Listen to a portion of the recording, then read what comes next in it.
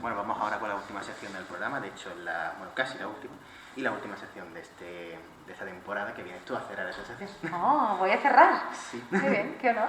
Luis vino a abrirla y tú vienes a cerrarla. Un honor. Así que, bueno, la primera pregunta es obvia. ¿Cuál fue tu inspiración para ser profesora? Que siempre tengo una duda. Pues fueron muchas, pero es que mi madre ha sido maestra durante 40 años. Eso influye un poco. Me influye muchísimo. Yo jugaba con mis muñecas al cole. Yo ponía las muñecas en fila, me compraron una pizarrita y yo les daba clase a mis muñecas. O sea que... María me contó lo mismo. Es que hay cosas que se saben desde pequeña. No, creo que no tuve que elegir. Luego ya cuando fui adolescente, pues ya sí pasé por varias etapas. Quería ser arqueóloga, luego quería ser periodista de guerra, luego quise ser traductora, pero bueno, al final volví donde había nacido casi, ¿no? Yo pensando ahora también, yo de pequeño jugaba a presentar tele. ¿Quieres que no? ¿Lo ves? Si es que la infancia no miente. Hay un prejuicio sobre los profes, que es que estáis todo el rato leyendo los de lengua, todo el rato los de economía, mirando estadísticas de economía. ¿En qué medida crees tú que ese prejuicio es cierto? Depende de las personas, evidentemente, pero en mi caso es cierto 100%. Depende mucho de las personas, ¿no? Pero es que esta profesión tiene mucho de vocación. Tiene mucho de vocación porque es muy difícil. No es una profesión que te pida mucho a nivel físico, pero sí te exige mucho a nivel mental. Entonces tienes que tener muy claro qué es lo que quieres hacer y es esto a lo que quieres dedicarte, porque si no, es una profesión muy dura a nivel psicológico y mental. Así que si hay vocación, en realidad la vocación va con el pack completo, creo yo. Cuando tú dijiste, quiero ser profesora de lengua, que en realidad, ¿qué fue primero? Quiero ser profesora, aunque tú ya lo tuvieses desde la infancia, pero cuando te fuiste consciente, ¿quiero ser profesora o quiero estudiar literatura igual soy profesora? ¿Qué fue primero, literatura o profe? Primero fue profe, porque yo recuerdo que cuando yo estudié COU, no segundo de bachillerato, tengo ya 10 años, yo recuerdo que en el segundo de bachillerato, en mi COU, llegó un punto que me daba igual estudiar filosofía clásica o filología hispánica. Luego me metí en traducción, lo cual fue un error, pero bueno, esas son otras cosas biográficas ya, ¿no? Pero yo llegué a un punto en que todo me interesaba, todas las letras, ¿eh? ¿Lo que se podéis explicar? Sí, todo me interesaba y todo me gustaba. Me gustaba el arte, me gustaba la filosofía, me gustaba el latín y el griego, me gustaba el inglés, me encantaba el inglés, todo me gustaba. Por eso, ¿por qué te veo más de profesora de filosofía? Era mi segunda opción, ¿eh? Era mi segunda opción, la filosofía. De hecho, yo estudié teoría de la literatura, yo no he estudiado filología. Yo estudié, hice un primer ciclo de filología y luego mi especialidad es teoría de la literatura y literatura comparada. Que consiste básicamente en eso, ¿no? Es como todo el rato. Sí, es como una filosofía de la literatura y luego la literatura comparada, no solo en diferentes literaturas nacionales, por así decirlo, ¿no? Rusa, italiana, sino también la comparación de la literatura con otras artes. Me imagino que cuando te dijiste voy a ser profesora de lengua en institutos, tuviste que hacer algo extra de lengua, de gramática, porque si tu especialidad era la literatura... Sí, fue horrible. Porque a mí me faltaban 2 años. Porque yo había hecho el primer ciclo de hispánica y que son 2 años, eran 2 años, ahora ya habrá cambiado, y luego eran otros 2 años de hispánicas que yo no hice. Entonces yo me pasé a hacer esto, ¿no? La filosofía de la literatura, crítica, literaturas comparadas, etc. A mí me faltaban esos 2 años de formación, digamos, lingüística. Y sobre todo histórica. Claro. Entonces, bueno, pues me planteé que tenía que aprobar unas oposiciones y me apunté a la academia. Y aprobé, y ya está. ¿Cómo fue tu selectividad, tu proceso, cómo lo vivías antes? Mi selectividad fue bastante bien. A mí me dijeron, yo era muy obediente. Y entonces a mí me dijeron mis profes, 2 días antes de selectividad no estudiéis. Yo era muy pollona también, claro. Y yo les hice caso. 2 días antes no se estudia. 2 días antes no se estudia. 2 días antes no estudié. Y me fue muy bien. Porque era obediente. Ya no soy tanto, creo. Pero era obediente y no lo hice. Yo llevaba muy buena preparación. También leía mucho y muchas veces La selectividad es más un examen de madurez que otra cosa. En mis tiempos era más un examen de madurez que ahora. Ahora es un tiempo de un examen de vomitar cosas. Sí, La sí. gran mayoría. A mí me da mucha pena eso. Me da mucha pena porque eso no demuestra nada. Realmente que tú vayas a soltar un tema que te has aprendido como un papagayo no demuestra ni tu nivel de comprensión del tema, ni lo que tú sabes realmente. Y eso me da mucha pena. Me da mucha pena que en lengua estemos contando 0,25. Aquí hay que poner esto porque si no... Porque realmente... No, hoy en día no son exámenes que demuestren realmente la madurez intelectual de una persona, que se supone que es eso el examen de selectividad. Salvo filosofía, en ninguna asignatura estudiamos algo que no entre. Porque Javi nos dice, vaya a estudiar esto que no entra, pero porque os sirve para entender lo otro. Aunque igualmente va orientado a selectividad, es una cosa pena que no entra. Y ya la tuya, que es el culmen. Tenemos el examen a la portada de los apuntes. Sí. Lo que entra a selectividad. Yo me lo planteo como un curso de preparación de un examen. Yo lo digo, segundo bachillerato no existe. No existe. Primero de A mí no bachillerato y preparatorio de selectividad. Exactamente. A mí no me gusta. No me gusta. Me parece absurdo, me parece inútil y entonces al final del curso tendremos un montón de gente preparada para hacer un examen. Y no necesariamente un montón de gente que ha aprendido cosas. Claro. Normalmente siempre al final del curso tengo esa crisis, ¿no? De decir, hemos aprendido algo. ¿Realmente hemos aprendido algo? ¿Realmente he conseguido yo que le haya picado la curiosidad por algo? Y muy probablemente la respuesta sea no. Pero por otra parte me debato entre la responsabilidad que a mí me produce el hecho de que tengo un montón de nenas y de nenes para los cuales es importante sacar buena nota. Esto lo contaste un día en ampliación. Sí. Y la verdad es que ahí me convenciste. Pocas veces me has convencido, padre. ¡Pocas veces! Si ya te he sabes. convencido y te gusta una muna. Por eso sí. Ah. Pero tú ya sabes que yo hago lo que quiero. Lo sé, Pero me parece bien. ahí me gusta. convenciste. Historia lo voy a estudiar ahora para probar un examen. A partir de ahí ya estudiaré lo que a mí me guste. Sí, es una pena. Y creo que a veces segundo de bachillerato es un símbolo. Un símbolo, tú sabes que yo tiendo a lo abstracto. Es un símbolo de nuestro sistema. Es un símbolo de nuestro sistema. Parece que estamos entrenando a personas para que sepan hacer exámenes, para que sepan contestar correctamente a las preguntas, para que sepan qué tienen que decir en determinados momentos. Y no parece que estemos educando del todo. En el sentido de que no parece que nuestro sistema nos esté ayudando. Y ahí todas y todos tenemos la culpa, ¿eh? Aquí no me quiero yo sacar de culpa, pero no parece que estemos logrando realmente educar. No lo parece.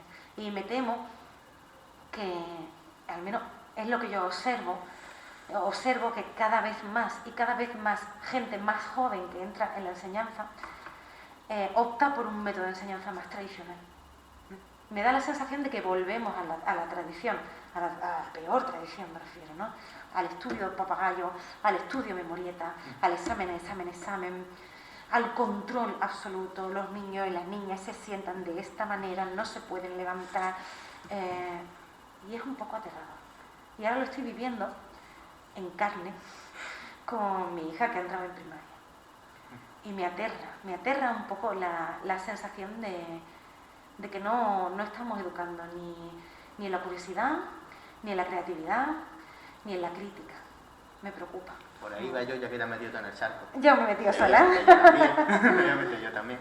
En la ESO no se sale prácticamente con nada. Se sale con unos conocimientos básicos, que en 2 años los habría aprendido en la calle, porque prácticamente me acuerdo de unas cuantas cosas de biología que quieras que no, van a servir para la vida. Yo no bebo, pero me acuerdo, por ejemplo, que si bebes sin beber, o sea, si bebes sin comer, va a ser peor que si bebes comiendo. Eso es un aprendizaje importante Es para la un vida. aprendizaje importante para la vida. Pero de eso, de un par de cosillas de lengua y poco más. Lo que digo, de más servía la ESO perfectamente sintaxis, solamente con eso. Porque no me que tengo para eso. Pero el resto, matemáticas, que yo creo que poco me sirve, porque el bajón que di de la ESO bachillerato es tremendo. ¿A eso para qué sirve? Que se va a dar con un conocimiento muy básico. Y eso es lo obligatorio. Pero no yo se queda tampoco esa mente crítica. Creo que el conocimiento no es tan básico, en el sentido siguiente. A mí a veces me da la sensación de que estamos en un sistema excesivamente contenidista. En el sentido de que yo en cuarto de la ESO habré explicado las oraciones subordinadas de relativo. Y eso quiere decir un conocimiento lingüístico ya con cierta profundidad. Y, y habré torturado a mi alumna y a mi alumna con la oración subordinada relativo. Mucho, porque para que entre pues tiene una que torturar bastante, ¿no? Y es probable que mi alumna y mi alumno salgan de cuarto de la ESO sin saber expresarse correctamente. Eso es a lo que yo voy. Se da mucho contenido, pero que después no sirve. Un contenido que aprendemos de memoria y que por tanto olvidamos 20 minutos, eso está estudiado también, son 20 minutos después del examen y hemos olvidado el contenido que hemos estudiado de memoria aproximadamente. Hay muchos artículos sobre eso.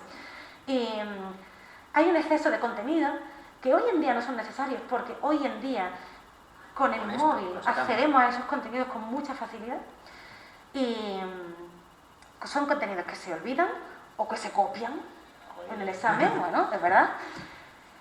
Y hay una falta de, digamos, ¿cómo te lo diría yo? Procedimiento. No entiendo un texto. Mucha gente sale del cuarto de la ESO sin entender un texto periodístico, de una cierta complejidad. Salen de cuarto de la ESO sin ser capaces de leer una novela completa, porque no son capaces o de concentrarse o de entender, digamos, el significado profundo. Y eso es preocupante. Un documental, ¿cómo se llamaba?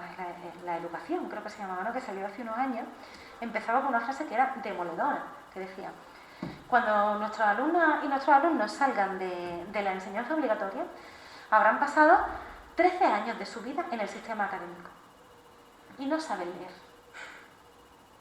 Nos estamos equivocando. Sí. Nos estamos equivocando. Realmente ahora estamos dando la Segunda República en Historia.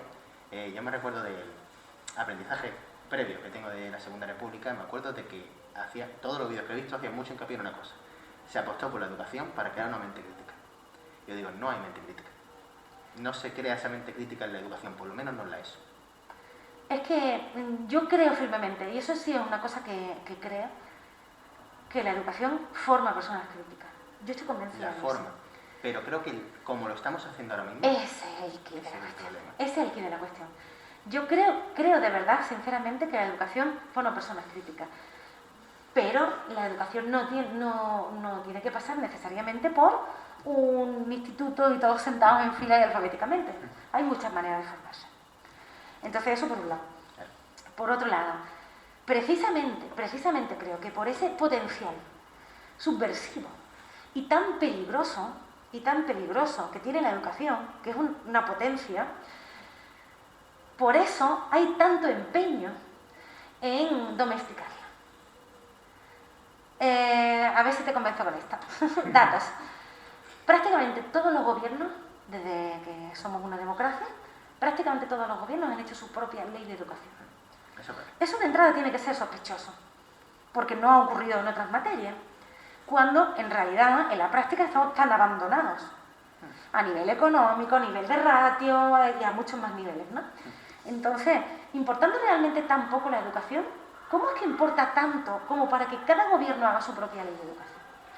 Creo que hay un sentimiento, no sé si una conciencia clara, pero creo que sí hay un sentimiento del potencial subversivo de la educación. Y que precisamente por ese potencial intentamos domesticarla. Intentamos convertir la educación en siéntate en orden, no hables, toca un timbre al final de una clase. Es brutal. Los centros educativos a veces parecen cárceles. Sí. Parecen cárceles. En las cárceles también se ponen partes, ¿tú lo sabías? Sí. Sí. Entonces creo que hay que replantearse la educación, pero desde el espacio. Desde el espacio, desde el tiempo de las clases, desde qué enseñamos, para qué enseñamos. Y es un trabajo que hay que hacer. Y que no sé si estamos en el momento en el que se esté haciendo, o por lo menos que haya voces críticas. Sobre todo quién lo hace, porque creo que una reunión del instituto, en el claustro, creo que se llama, creo que haría más que el Ministerio de Educación. Gobierne quien gobierne. Porque vosotros nosotros somos los que estamos en la educación y sabemos lo que pasa en realidad. Claro. La ministra de Educación, que ya no sé quién es, porque a Isabel Cera le sale. La ministra de Educación ya hace unos cuantos años que no tiene sistema educativo. Desde luego.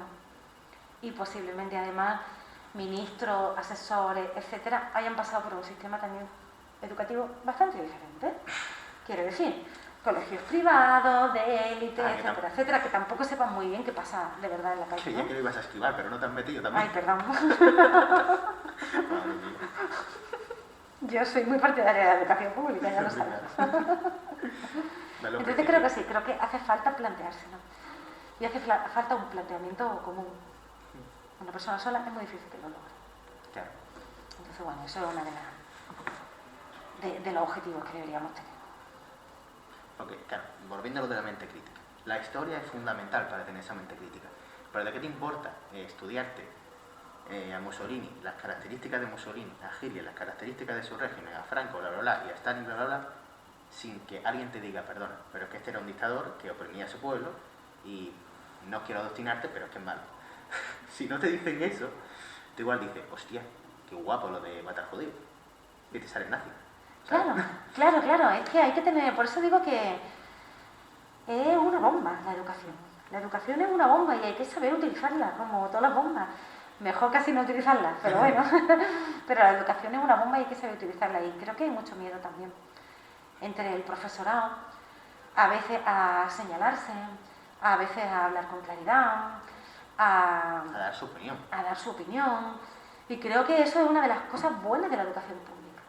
A mí lo que me gusta, entre otras cosas, de la educación pública es que tú te vas a encontrar con profesores y profesoras de todo tipo. Y está el que a lo mejor pues tenga una mentalidad más conservadora y te hable de una manera, está la persona que sea más liberal y que te hable de otra, y ante esa variedad tú vas a aprender mejor. Si solo te enseñan un camino, tú solo ves ese camino. Si tienes una variedad de caminos y te ves en una encrucijada, al menos como tienes que elegir, al menos te planteas cosas. Pero creo que hay mucho miedo. Y luego a ver, me voy a meter en el jardín del todo, cierta comodidad también. Cierta comodidad. Porque, bueno, es muy fácil coger un libro de texto de peapa. Y ahora que me estoy metiendo en un jardín que no veo. Pero es muy fácil. Digamos, es muy fácil dejar que las cosas ya las hayan pensado otros. Claro, pues se le ha puesto el libro, por lo menos, si mete la pata, si adoctrina, si dice algo que no es que es el libro. Es el libro y yo no me siento más segura, ¿no?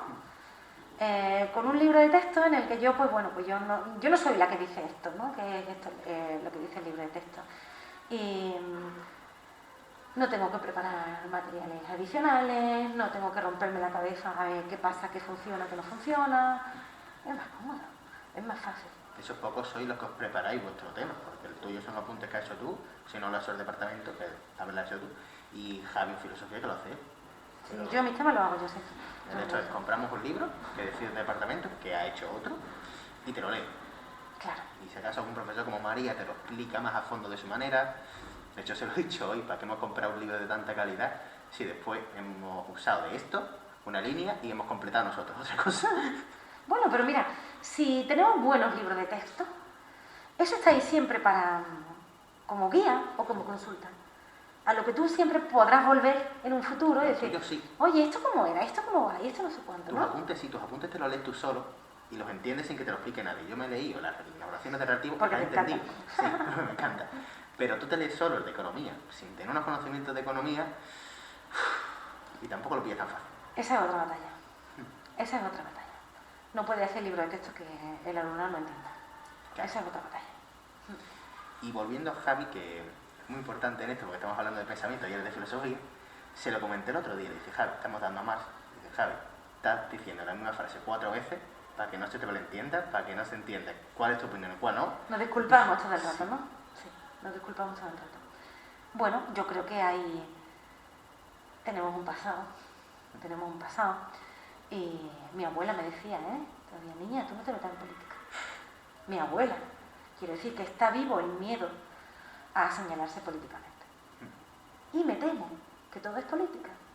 Sí, todo es política. Desgracia, sí. Y no hablo solo de política de partidos políticos. Todo es ideológico y es algo que como sociedad no queremos ver. Yo tengo muy claro desde hace mucho tiempo que cualquier posicionamiento que tenemos ante la vida es ideológico, porque la ideología es la base sobre la que nos movemos. Lo que pasa es que la ideología mayoritaria pues tiene, digamos, mayor aceptación. Claro, y tiene la capacidad de volverse invisible, porque como es lo que todo el mundo piensa, parece una verdad incontestable, pero también es ideológico. Todo es ideológico. Y todavía tenemos mucho miedo a la ideología. Y en realidad todos partimos de una ideología. Más o la menos vida. consciente, más o menos pensada, pero todos tenemos una ideología de base que es la que guía nuestros movimientos y nuestra forma de pensar, de actuar. Te voy a decir que hasta de vestirse, pero la verdad es que yo no lo he visto mucho según mi ideología. Bueno, pero tampoco hace falta disfrazarse de algo, ¿no? Por eso sí. No pasa nada. Lo importante es actuar. Me gustaría seguir, pero como te tienes que ir en 2 minutos ¿Qué son las 1:15 ya? y 3. Dios santo. Vale. Pues gracias por venir. Muchas y nosotros gracias. seguimos con el programa. Muchas gracias. Tú no me preguntes cosas.